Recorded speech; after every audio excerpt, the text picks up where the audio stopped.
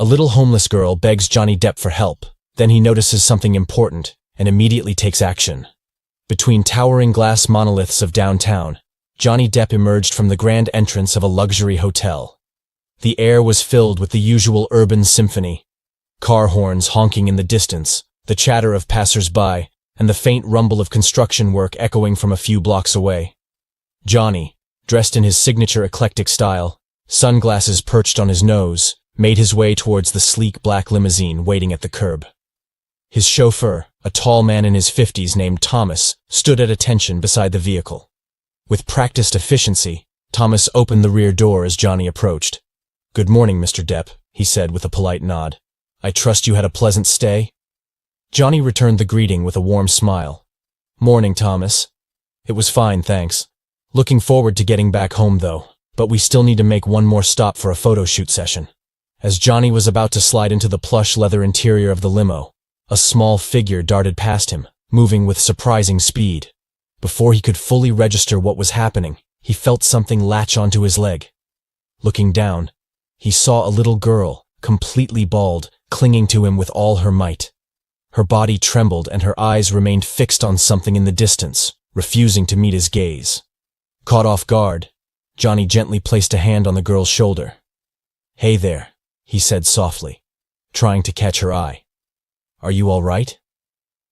Before the child could respond, an angry shout pierced the air.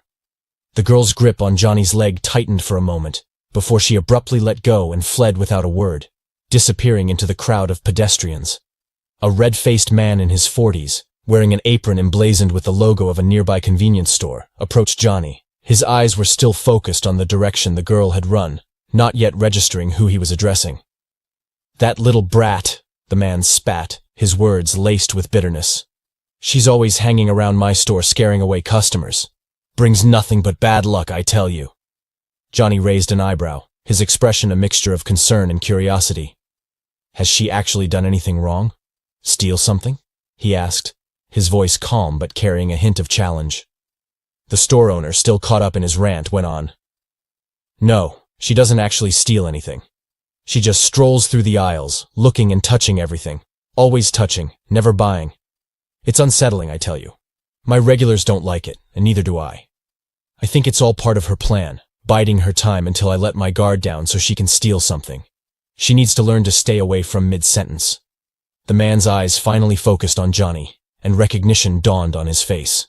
His anger evaporated instantly, replaced by a look of embarrassment and awe. "Oh my God," he stammered, his cheeks flushing an even deeper shade of red. You're Johnny Depp. I'm so sorry, sir. I didn't realize, I didn't mean to."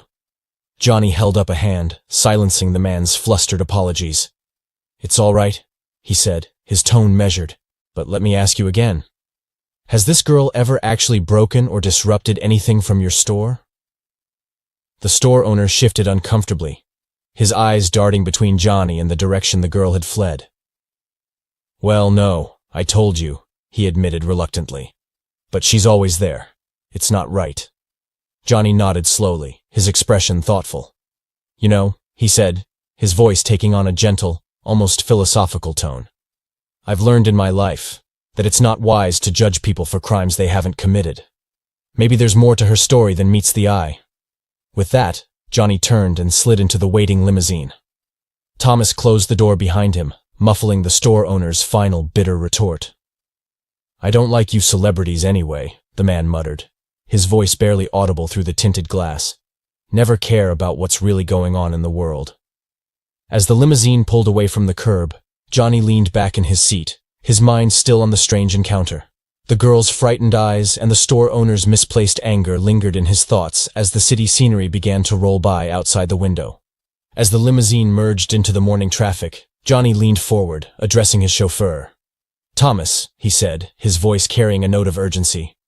"Could you drive a bit slower than usual? I want to keep an eye out for something." Thomas nodded, adjusting his speed accordingly. "Of course, Mr. Departamento. Is everything all right?" Johnny's gaze swept the streets through the tinted windows, his eyes sharp and searching for any trace of the little girl he'd just seen. "I'm not sure," he said, his brow knitted in focus. "There was a child back there. I need to make sure she's okay."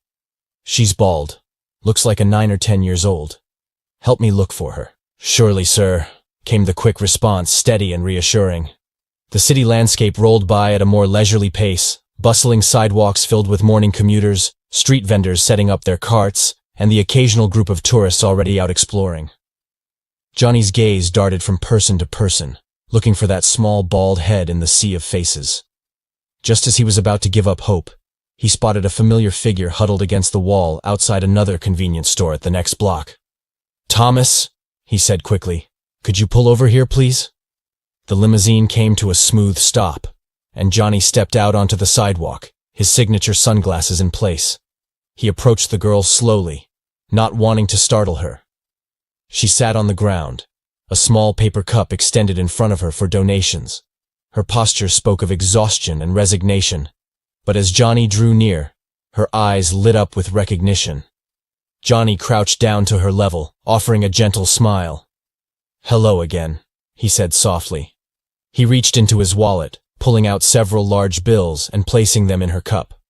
The girl's eyes widened at the generous donation, and without warning she lunged forward, wrapping her arms around Johnny's leg once more. This time, however, the embrace was one of joy rather than fear. "Thank you," she exclaimed, her voice muffled against the fabric of his pants.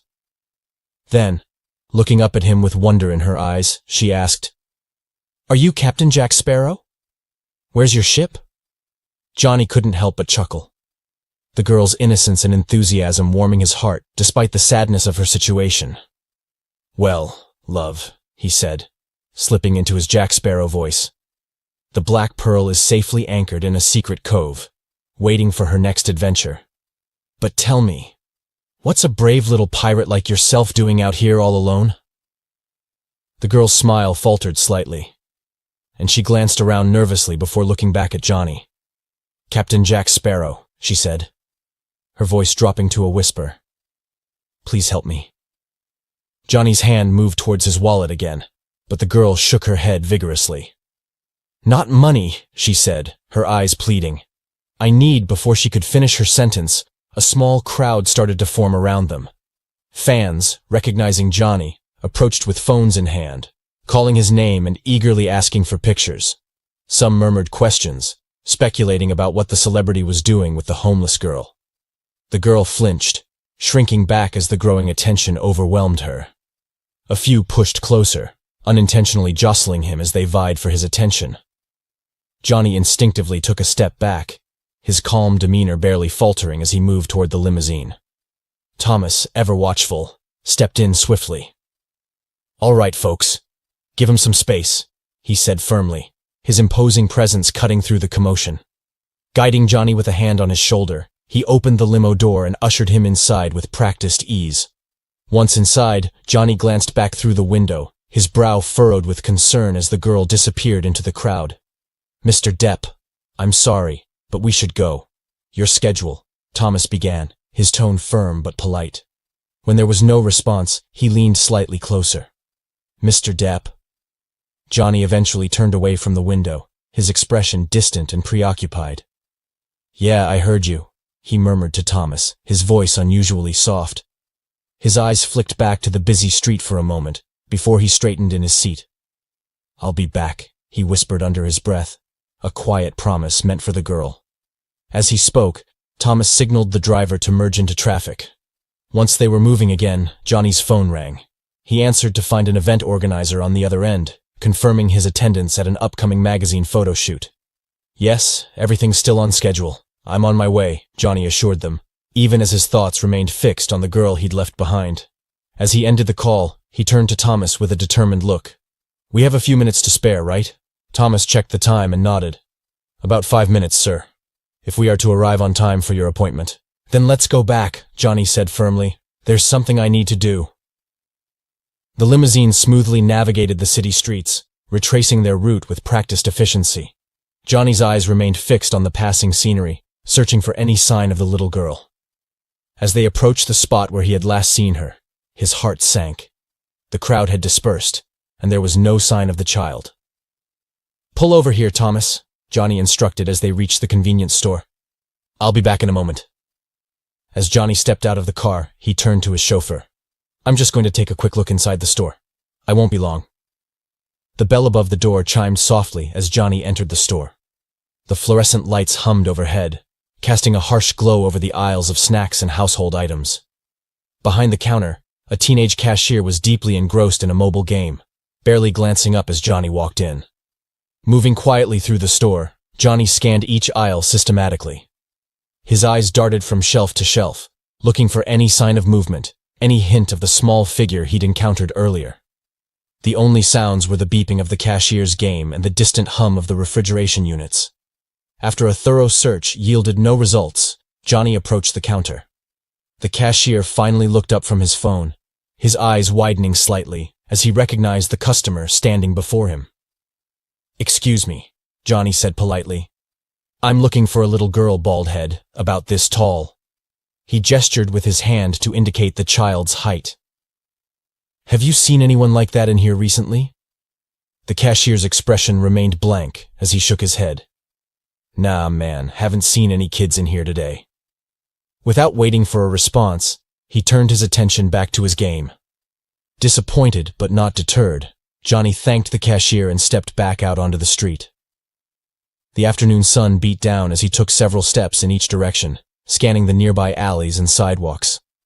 He was acutely aware that his time was limited before fans might recognize him again, but he couldn't shake the feeling that the girl needed help. After a few more minutes of fruitless searching, Johnny reluctantly returned to the waiting limousine. As he settled into the back seat, he pulled out his phone, scrolling through his calendar and agenda. The list of appointments and commitments stretched out before him, a stark reminder of the demands of his professional life. Thomas started the engine, ready to continue their journey to the photo shoot. As the car eased down the street, moving toward the next block, Johnny remained lost in his thoughts. "Maybe she's gone for good," he mused. The quiet hum of the engine filled the space, until a soft knock on the window broke the stillness. Slowly, he turned, blinking in surprise.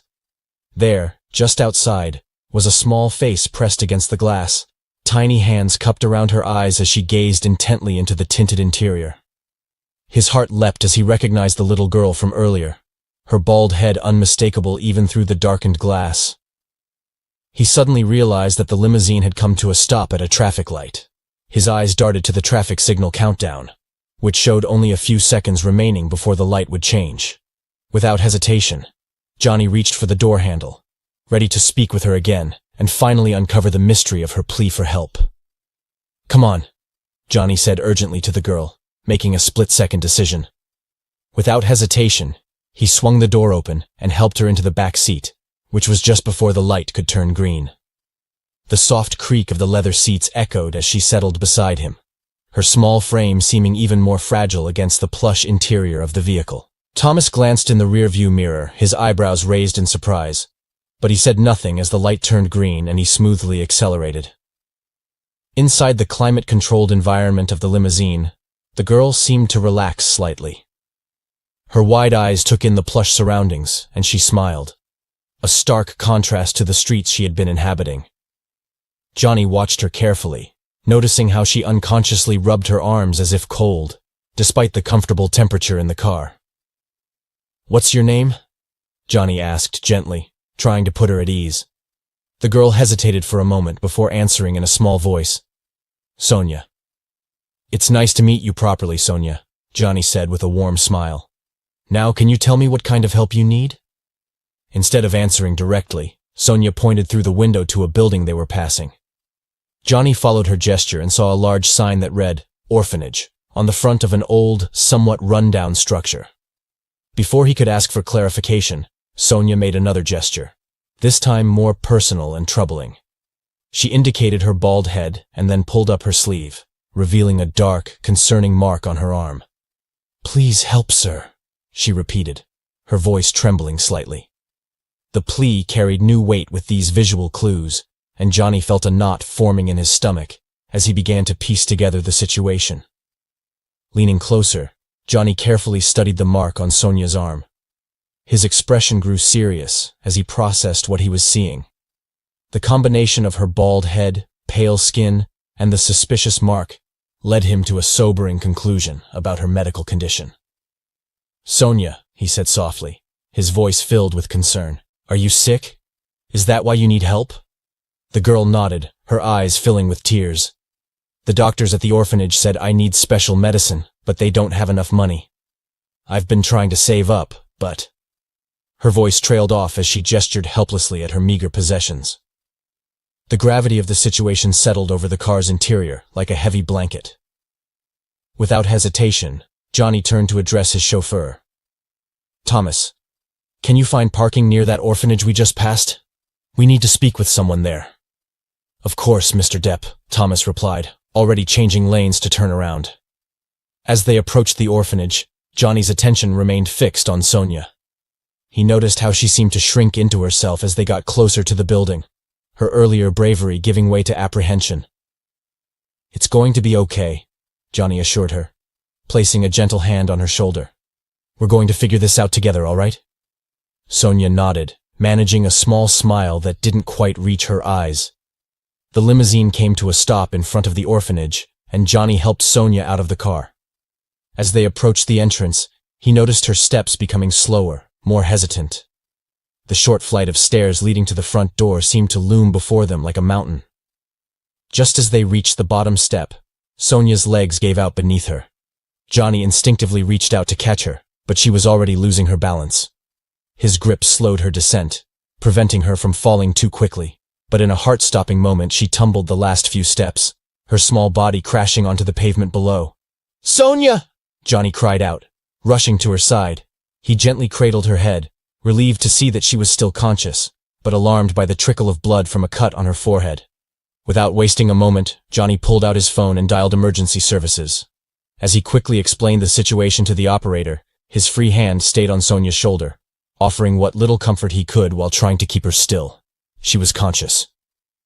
Wasn't that a good sign? He thought, but his mind raced with concern, hoping she hadn't broken any bones in that fragile little body. The afternoon sun cast harsh shadows across her pale face, highlighting the fear and pain in her eyes. Johnny's heart raced as he waited for the ambulance to arrive, acutely aware of how fragile the little girl in front of him truly was. As Johnny ended the call with emergency services, the front door of the orphanage burst open. An elderly woman with silver hair pulled back in a neat bun rushed out, her face etched with concern. "Oh, dear Lord," she exclaimed, hurrying down the steps as quickly as her age would allow. "What happened? Is she all right?" Johnny looked up, his hand still resting protectively on Sonia's shoulder. "She collapsed on the stairs," he explained quickly. "I've called for an ambulance." The woman knelt beside them, her movements surprisingly spry for her age.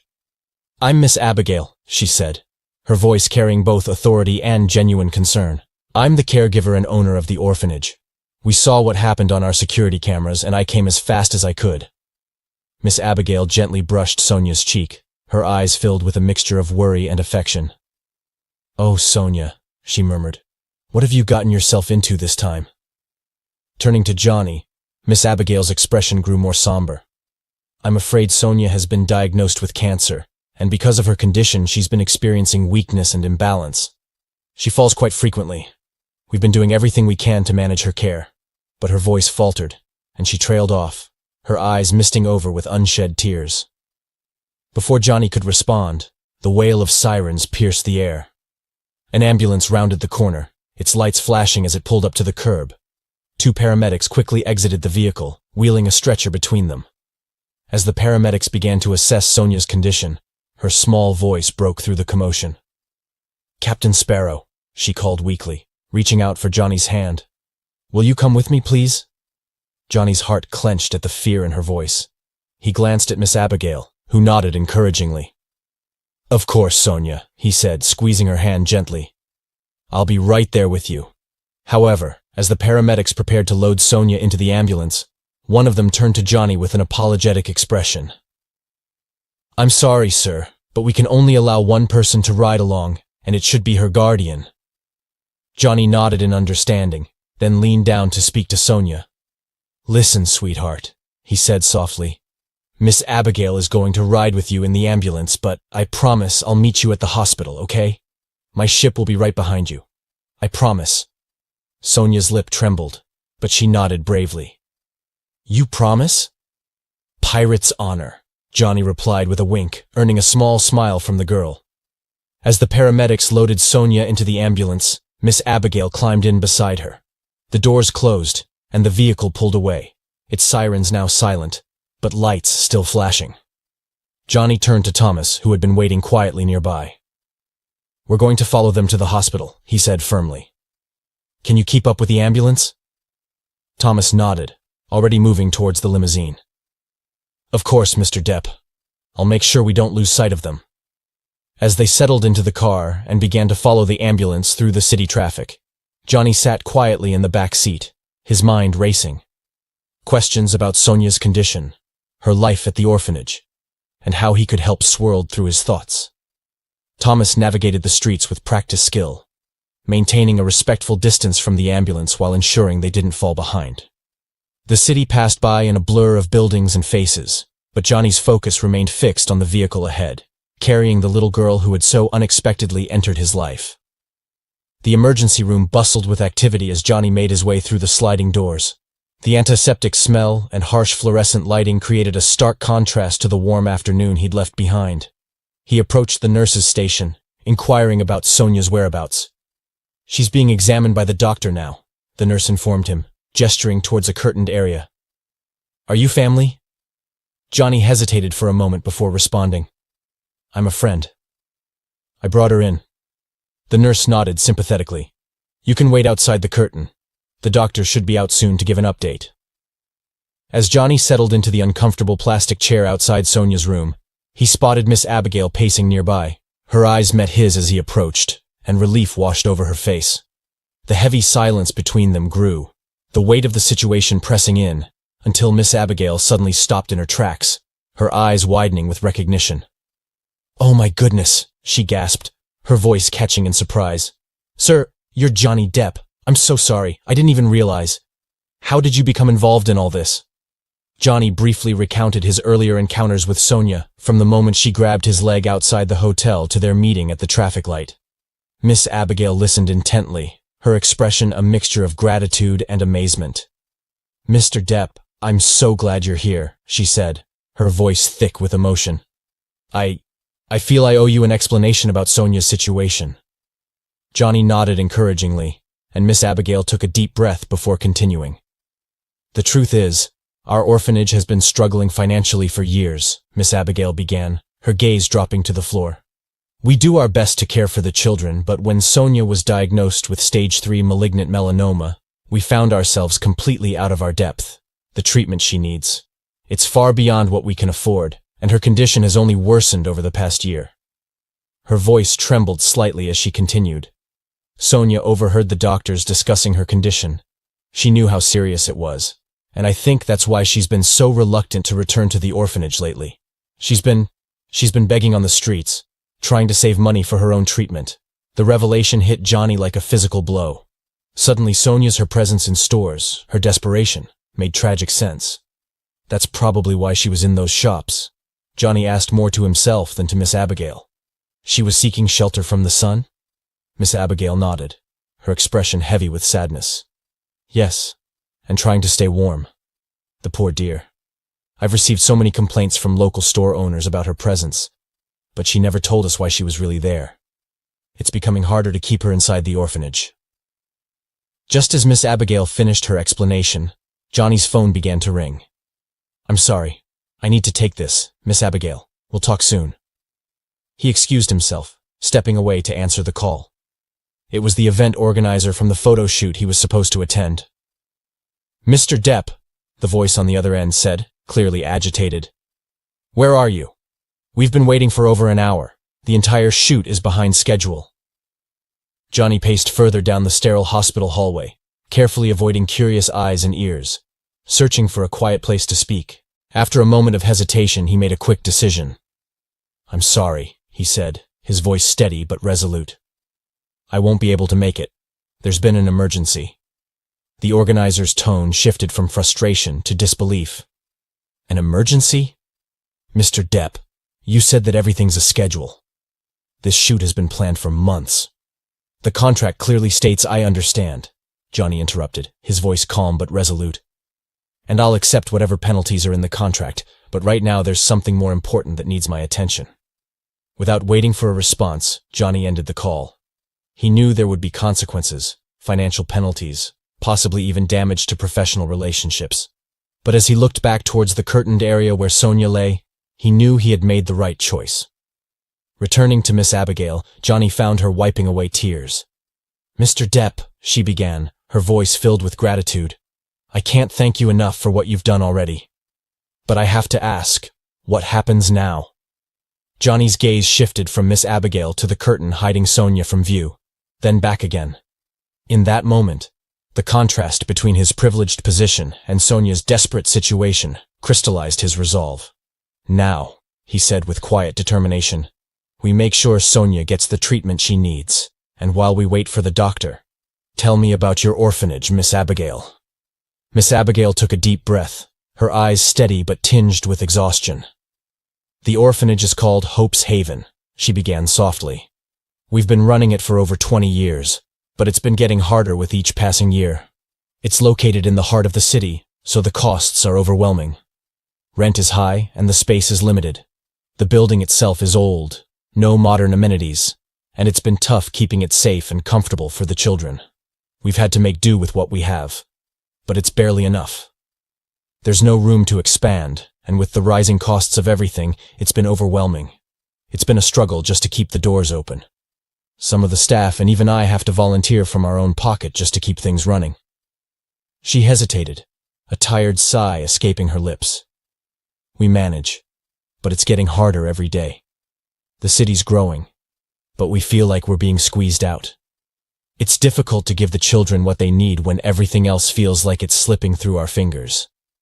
She paused for a moment, her hands wringing together in her lap. "We do our best to care for the children, but there's only so much we can do. Sonia's situation, it's just we can't bear it alone." Johnny listened quietly, the weight of Miss Abigail's words settling in. His expression softened, and after a moment of thought he looked at her with a steady gaze. "Miss Abigail, I can't imagine how hard this must be for you," he said, his voice calm but sincere. "And I'm sure Sonia deserves so much more than what circumstances have I want to help." He paused, gathering his thoughts before continuing. "I'll cover the cost of Sonia's treatment, her hospitalization, everything she needs to get better. You shouldn't have to carry that burden alone, especially when there's a chance for her to get the care she deserves." Johnny's voice remained firm but gentle as he added, "You've done everything you can for her, and now it's my turn to step in." Ms. Abigail's eyes widened in disbelief. "But the costs, we could never." Johnny held up a hand, silencing her protests. "The orphanage don't have to pay back. Leave that to me," he said softly. "No child should have to beg on the streets for a chance at life. We're going to change that starting today." As the gravity of Sonia's situation settled over him, Johnny found himself restless with the need to do anything. He turned to Miss Abigail. "I'll be right back," he said quickly, already walking towards the nearby nurse's station, his steps purposeful. He leaned in slightly, his voice steady, but urgent. "I'd like to have Sonia move to a more private room once the ER team is done," he said. The nurse glanced up at him, nodding in acknowledgement. "Of course, Mr. Departamento. However, we'll need to run some tests on her first. We'll be conducting a CT scan to check for any potential concussion. It's standard procedure after a fall like hers." Johnny's brow furrowed, but his voice remained calm. "Okay, do what must be done. I want the best possible care for her," he replied firmly, giving the nurse a reassuring nod. The nurse gave him a brief understanding smile. "I'll inform you of her room number once we've completed the test." She turned back to her work, making a note in the chart before heading toward the ER curtain, her steps purposeful as she went to check on Sonia. As the nurse disappeared behind the curtain, Johnny's mind wandered briefly. He thought about how Sonia had been so brave. What could do to cheer her up after this incident? She must have been shaken enough, he thought. Then it hit him. He remembered the merchandise from Pirates of the Caribbean stashed in his limousine. A small gesture, but maybe it would bring a smile to the little girl's face, something to brighten her spirits after everything she'd been through. Johnny hurried outside the hospital, his footsteps quick as he made his way through the parking lot, his eyes scanning for the familiar silhouette of his limousine. When he reached it, he wasted no time opening one of the storage compartments and rummaging through its contents. A triumphant smile spread across his face as his hands finally closed around the items he had been seeking, a golden pirate coin trinket and an authentic Jack Sparrow hat, both remnants from his Pirates of the Caribbean days. Before re-entering the hospital, Johnny turned to Thomas, who had been waiting patiently by the car. "Thomas," he said, "I think I'll be staying here for the night. Why don't you take the limo back and bring my regular car tomorrow? No need to attract more attention than necessary." Thomas nodded in understanding. "Of course, Mr. Depp. Shall I bring anything else for you in the morning?" Johnny thought for a moment. A change of clothes would be great, and maybe some books or games for kids. I have a feeling we might need them. With a final nod, Thomas drove off, leaving Johnny to make his way back to the hospital. As he entered the lobby, Johnny spotted a DVD vending machine. His face lit up as he saw Pirates of the Caribbean among the available titles. The machine whirred softly as it processed his payment and dispensed the movie, adding another element to his plan to lift Sonia's spirits. He walked back to the ER, only to find it empty, the soft hum of the hospital filling the space. Frowning slightly, he made his way to the nurse's station. After a brief pause, he asked, "Where have they relocated Sonia?" The nurse looked up from her paperwork. "Oh, Mr. Depp," offering a quick professional smile. "She's been moved to room 207. Miss Abigail would be there. You can head up now." "Thank you." Johnny nodded, a sense of relief washing over him, and Sonia's new room. As he approached, he saw Miss Abigail engaged in conversation with a doctor outside the room. He joined them, catching the tail end of their discussion. "Stage 3 malignant melanoma," the doctor was saying, his expression serious. "We'll need to perform surgery to remove the primary tumor and affected lymph nodes as soon as possible. After that, we're looking at a treatment plan that may include chemotherapy and radiation, depending on how she responds." Ms. Abigail's face fell at the mention of the extensive treatment. "Doctor," she began hesitantly, her voice trembling slightly. "Is she going to be okay?" The doctor gave her a reassuring look, his tone steady. "From our earlier tests, the girl is stable. The CT scan revealed no concussion despite the fall, and we've addressed the wound. I believe she's in the best condition possible for the procedure. Of course, there's always risk with surgery." He paused, his gaze softening. "But we'll do everything we can, but it's too soon to say with certainty. We just need to take it one step at a time." Johnny stepped forward, cutting off her concerns. "Doctor," he said firmly, looking at his name tag. "Dr. Marvey, I want Sonia to receive the best possible care, regardless of cost. Can you make that happen?" The doctor blinked in surprise, clearly recognizing Johnny, but maintaining his professional demeanor. "Of course, Mr. Depp. We have an excellent oncology team here, but I must warn you the expenses for this kind of treatment can be substantial." Johnny nodded, his expression resolute. "I understand. Please proceed with whatever Sonia needs. I'll take care of all the expenses, and I'd appreciate if we could keep this as private as possible to avoid media attention." The doctor nodded, a hint of admiration in his eyes. "We always maintain patient confidentiality, Mr. Departamento. Now, as for the timeline, we actually have a surgery slot available tomorrow morning. Given the malignant nature of Sonia's cancer, I'd recommend we proceed as soon as possible." Johnny and Ms. Abigail exchanged a look before nodding in agreement. "Let's do it," Johnny said. "What do we need to do to prepare?" As the doctor outlined the pre-surgery procedures and necessary consent forms, Johnny felt a mix of anxiety and hope. The urgency of the situation weighed heavily on him, but he was determined to do whatever it took to give Sonia a fighting chance. With the surgery scheduled for the following morning, Johnny took a deep breath and prepared to enter Sonia's room. He clutched the pirate hat and coin in one hand, the DVD in the other, hoping these small tokens might bring some comfort to the scared little girl. As he took his seat next to her bed, Sonia's eyes lit up at the sight of him. She was propped up in the hospital bed, looking small and fragile against the stark white sheets, but her smile was bright. "Captain Sparrow," she exclaimed weakly, her voice filled with genuine joy.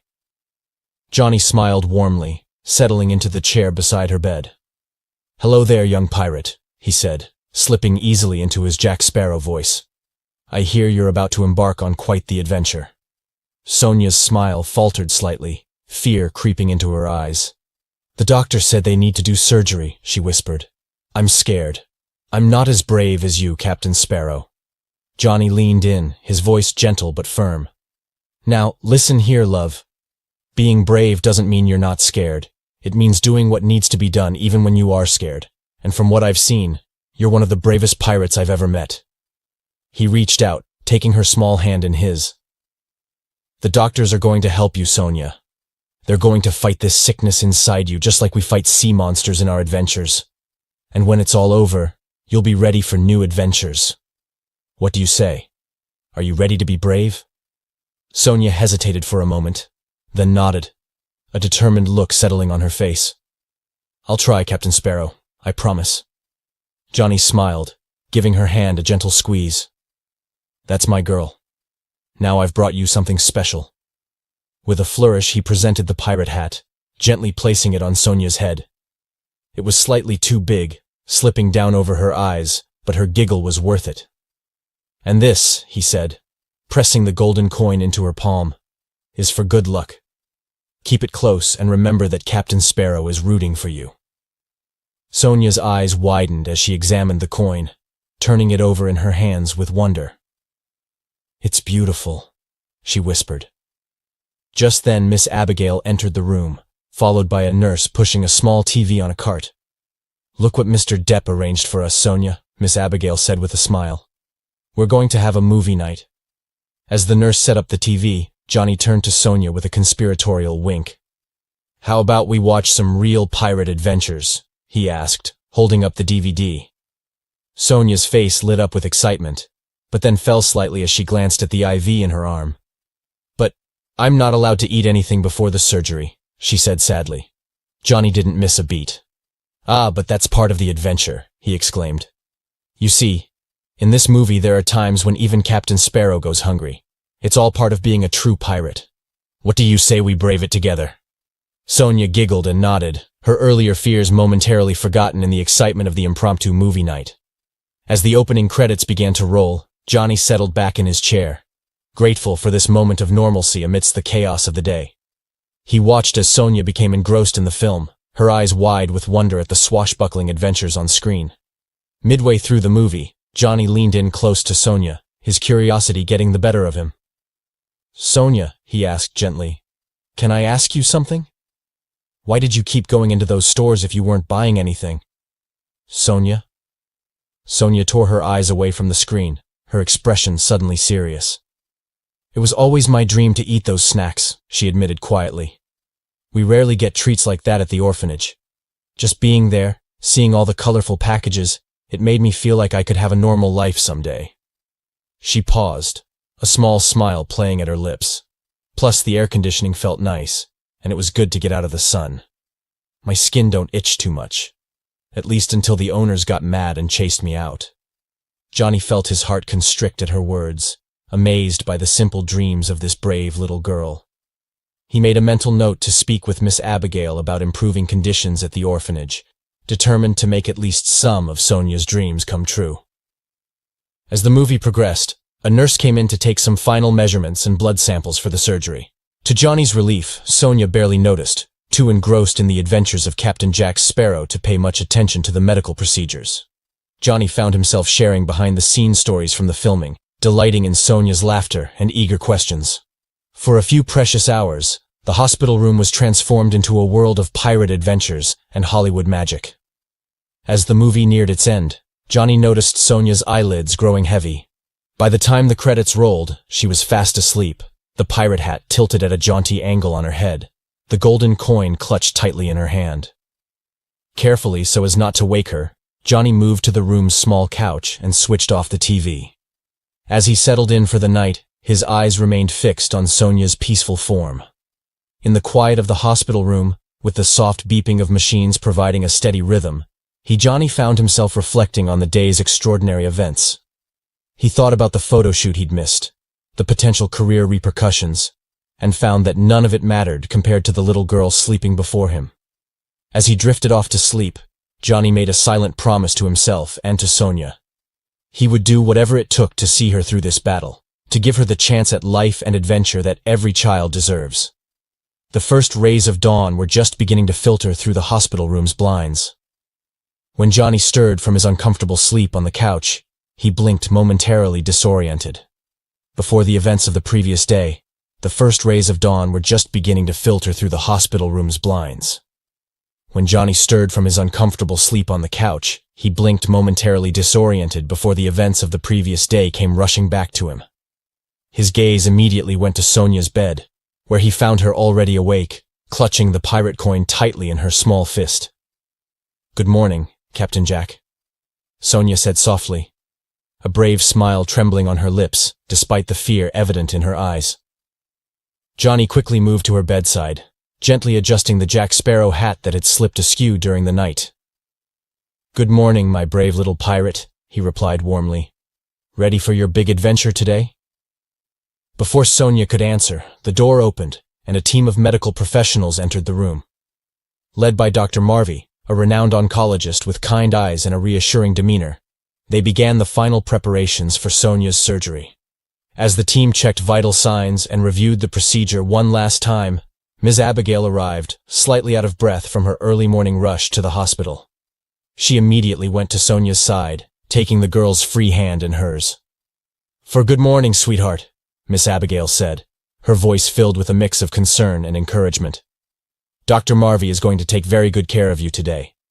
Do you remember what we talked about?" Sonia nodded, her grip tightening on both the coin and Miss Abigail's hand. "They're going to make me sleep, and then they'll take out the bad stuff in my body," she recited, her voice small but steady. Dr. Marvey smiled approvingly. "That's exactly right, Sonia, and when you wake up, you'll be on your way to feeling much better." As the nurses began to prepare Sonia for transport to the operating room, Johnny noticed her panic rising. Her eyes darted around the room, her breathing becoming more rapid. Without hesitation, he stepped closer, taking her hand from Miss Abigail.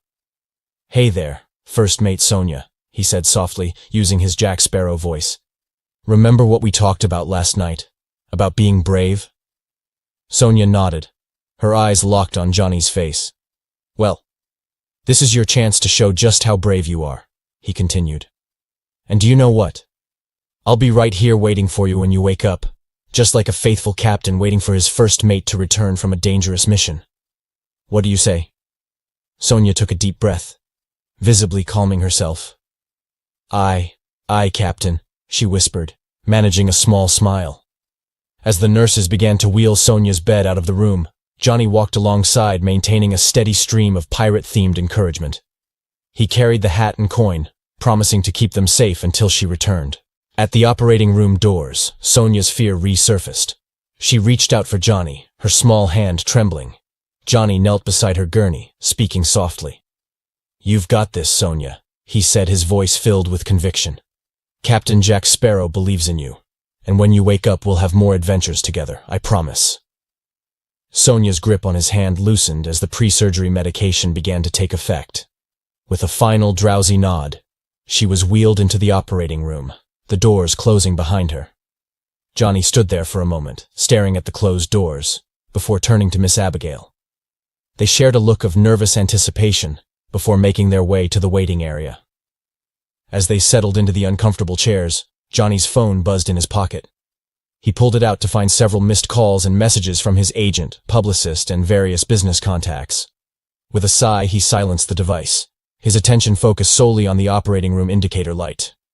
Ms. Abigail noticed his action and gave him a sympathetic look. "Mr. Depp," she began hesitantly, "I can't help but feel that we're imposing on you.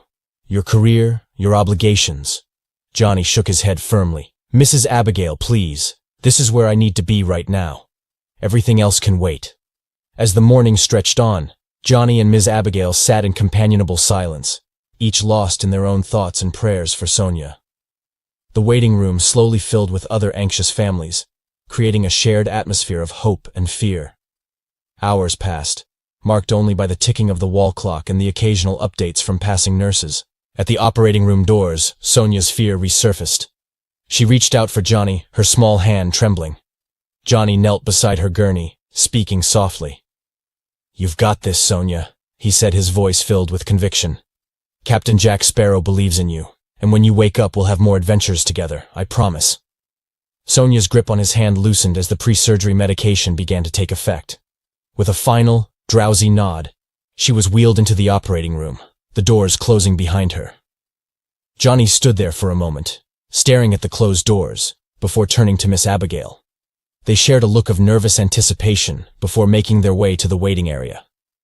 As they settled into the uncomfortable chairs, Johnny's phone buzzed in his pocket.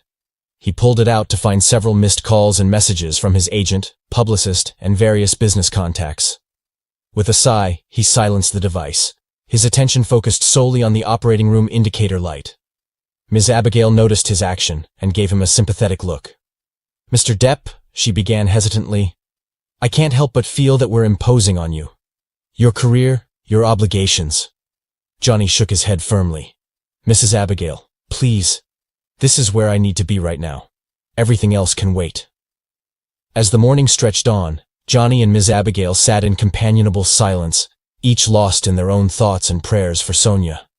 The waiting room slowly filled with other anxious families, creating a shared atmosphere of hope and fear.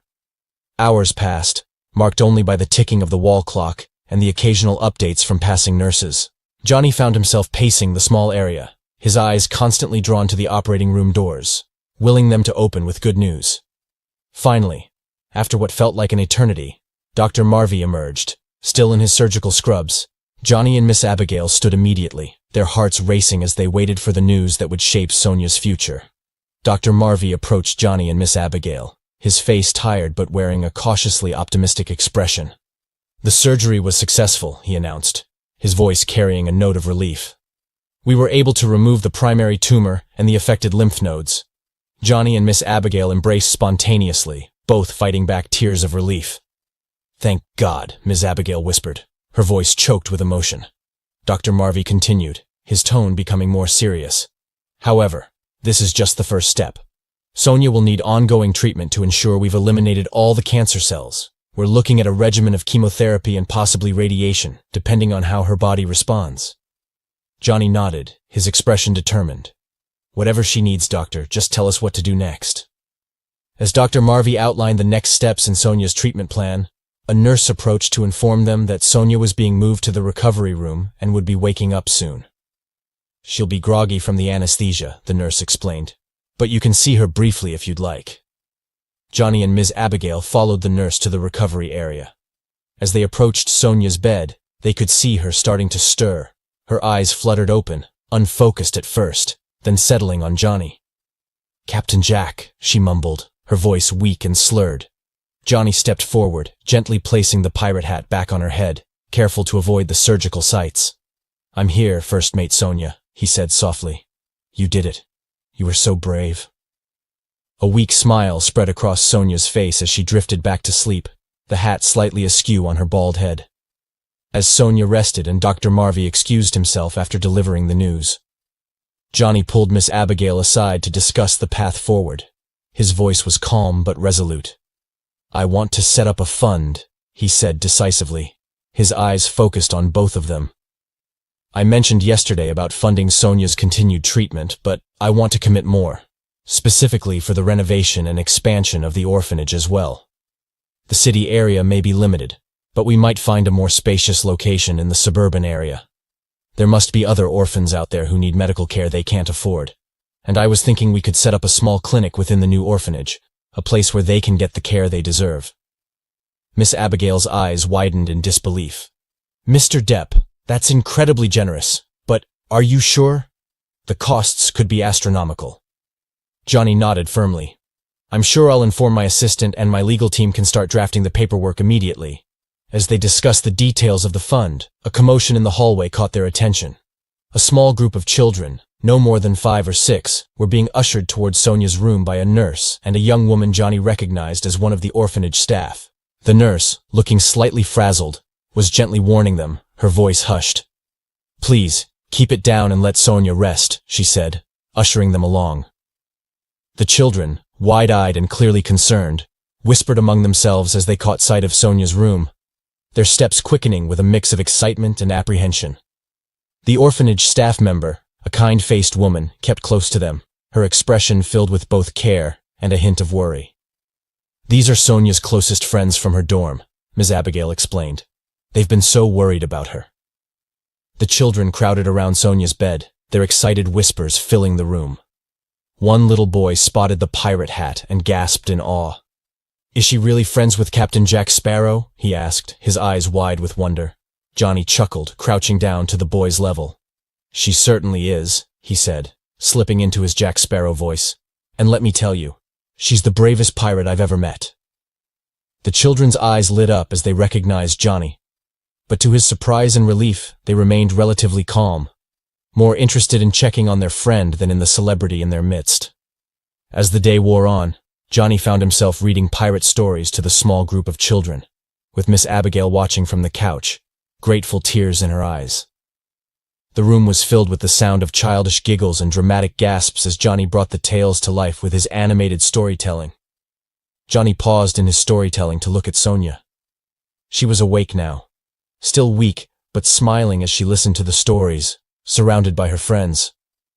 The golden coin rested on her bedside table, catching the last rays of sunlight, a symbol of the unexpected friendship that had blossomed in the most unlikely of circumstances. In that moment, Johnny felt a profound sense of purpose. He knew that his life had changed irrevocably since that chance encounter outside the hotel. There would be challenges ahead: Sonia's ongoing treatment, setting up the fund, balancing his career with his new commitments, but he was ready to face them all. As he resumed the story, weaving tales of brave pirates and grand adventures, Johnny silently renewed his promise to Sonia and the other children. He would use his resources and influence to make a difference in their lives, to give them the chance at health, happiness, and adventure that every child deserves. The hospital room, once a place of fear and uncertainty, had transformed into a haven of hope and new beginnings. And as Johnny looked around at the smiling faces of the children, he knew that this was just the beginning of a new, meaningful chapter in all their lives.